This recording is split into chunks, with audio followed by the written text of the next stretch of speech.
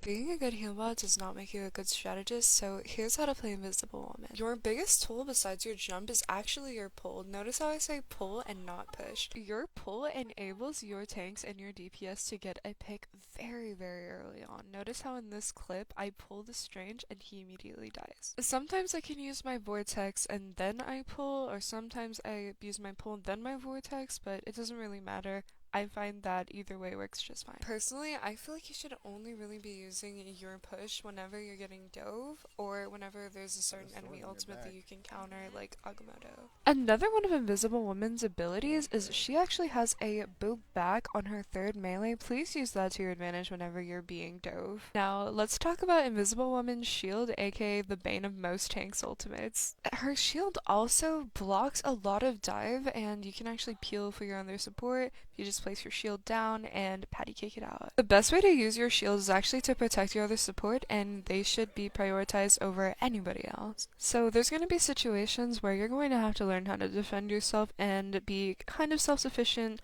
Obviously, it is your tanks and DPS's job to peel for you, but sometimes they're just not able to. Sometimes you just also have really ass positioning, either due to like enemy DPS just diving you or their tanks walking you down, but it's important to be locked in with your other support. Let's talk Invisible Woman's positioning and her primary. Invisible Woman's primary actually doesn't go that far, so you're gonna have to be up there a little bit more than, say, your Luna Snow or your Rocket or your Cloak and Dagger. You have a lot of utility in your kit, and it's important to use every ability, but also manage your cooldowns. I think a big mistake that a lot of people make on Invisible Woman is they leave up their shield and then it breaks, and then that's a 6-second cooldown, and that's life and death. The biggest part of any support's kit is their ultimate. Invisible Woman unfortunately dies pretty easily in her ult, so you have to either save your jump or save your shield, and make sure to sometimes even patty cake with your other support in your ultimate to make sure that you don't die. And that's my Invisible Woman guide, and hopefully you guys learned something.